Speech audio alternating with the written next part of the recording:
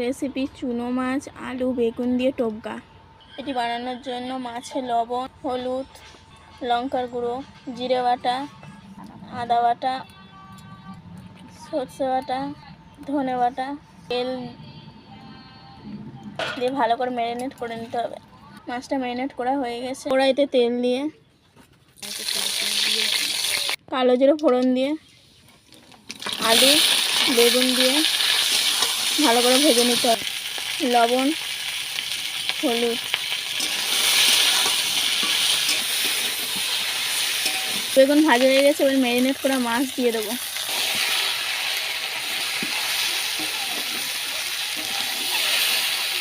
বেশি নাড়াচাড়া করবো না। এবার দিয়ে দেবো জল, ঢাকা লাগিয়ে দেবো।